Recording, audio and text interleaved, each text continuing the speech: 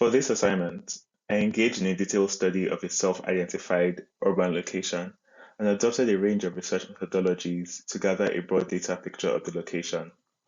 Through discussion and analysis of my findings, I will expand upon a perceived pattern, issue, concept, or question that interests me. This will all culminate to arriving at a hypothesis to be used for future conceptualization. The location I chose for my study was the South Hatfield Shopping Center. It caught my attention because of the diversity of shops and people that worked and visited there. There was also a miniature park situated in front of the building.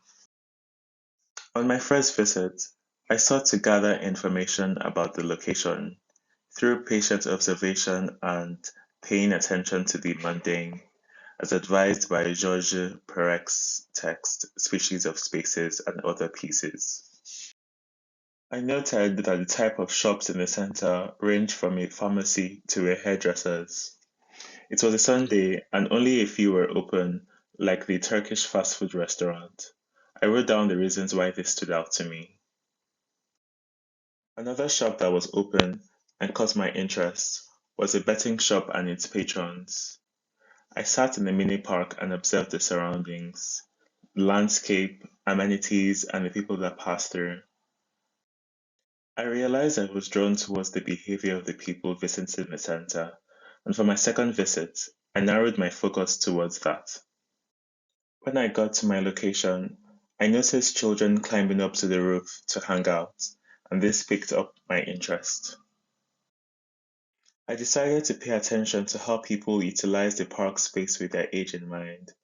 I noted people that looked about 25 and above primarily use the park benches to sit to chat or have a quick meal or smoke.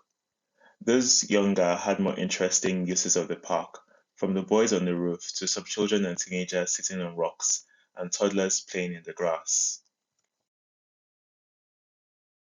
There was a sense of fun and curiosity in the younger ones' choices, even with vacant benches available. In comparison, the adults stuck to a more rational and practical use of the space.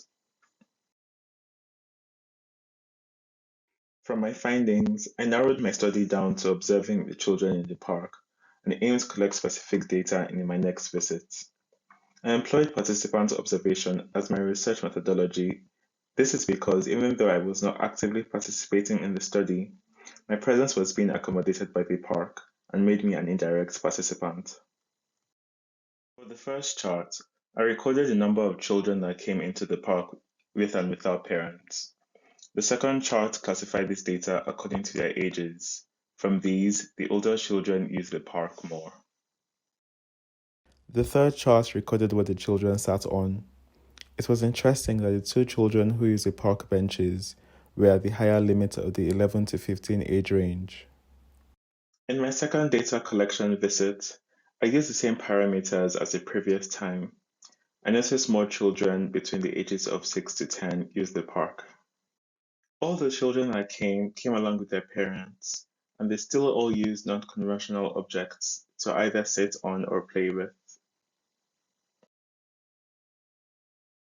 In my analysis, I researched scholarly articles on children's behavior and their relationship with public spaces. Metz, Bailing, and Yu argue that the behavior of children should not be dismissed as juvenile, but careful attention will reveal their open-minded point of view of the possibilities of public spaces. What adults consider as appropriate public behavior can cast a shadow over some behavior that may not necessarily be disorderly or odd to do. They argue that the daily lives of adults could benefit from more open-minded thinking, either to have fun and entertain themselves, or can serve as a centerpiece of good critical thinking. With this, I formed two hypotheses. What will happen if adults broke rules or conventions like children? And what can adults learn from the behavior of children in public places? With these hypotheses, I aim to use the pictures gathered from my visits to make illustrations showing adults occupying public spaces like how children would.